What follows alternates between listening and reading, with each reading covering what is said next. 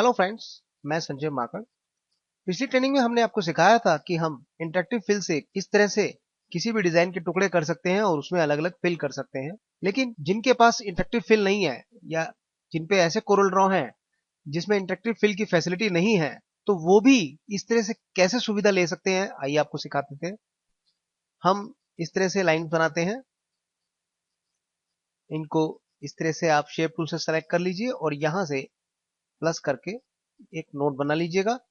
इसको कर्व कर लेते हैं और अब इसको हम शेप कर लेते हैं इस तरह से। ये हमारी वेव बन गई इस तरह से।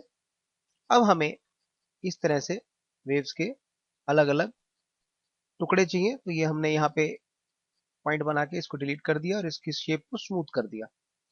थोड़ा सा इसे ऐसे रोटेट कर दीजिए।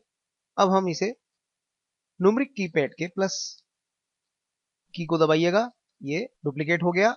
अब इस पे इसे थोड़ा सा ऐसे नीचे ले आइएगा, इस पे एक बार और क्लिक कीजिएगा और इसकी जो रोटेशन है इसको कहीं पर भी ऐसे हल्का सा मूव कर लीजिएगा। ये हमारी शेप बन गई। इसको हमने फिर से प्लस से डुप्लीकेट करके इसे नीचे ले आए, रोटेट कर दिया, फिर से डुप्लीकेट किया प्लस के निशान से और इस बार हमने इसको इसी तरह से फिर से थोड़ा सा ऐसे अलग कर दिया। इस तरह से हमारे पास शेप बन गई। जब हम इंटरेक्टिव टूल से इस पे क्लिक करते हैं ऐसे ऐसे, तो ये टुकड़े अलग अलग हो जाते हैं कुछ इस तरह से। लेकिन अब हम आपको बता रहे हैं कि अगर इंटरेक्टिव टूल हमारे पास ना हो तब भी हम क्या करेंगे। आप इन सबको ऐसे सेलेक्ट कर लीजिए, सिर्फ इन ऑब्जेक्ट को, और अब शिफ्ट की दबाइए कीबोर्ड से और उससे इसको सेलेक्ट कर लीजिए। ध्यान रहे कि ये ऑब्जेक्ट ऊपर की तरफ हो, तो शिफ्ट पेज अप करके एक बार इसे ऐसे शिफ्ट पेज अप कीजिएगा तो ये बिल्कुल टॉप पे आ जाएंगे। अब शिफ्ट की दबा के इस पे क्लिक कीजिएगा और यहां पे ट्रिम कर दीजिएगा ऐसे। अब आपको इसकी जरूरत नहीं है, इसको सेलेक्ट करके अलग कर लीजिए या डिलीट कर दीजिएगा। अब ये आपके पास है लेकिन अभी ये जुड़े हुए हैं, इनको अलग करने के लिए आप यहां पे ब्रेक ए पार्ट या कंट्रोल के कर लीजिए या अरेंज में जाके भी ब्रेक कर्व ए पार्ट कर लीजिए। अब ये टुकड़े बिल्कुल वैसे ही अलग हो गए, ये देखिए।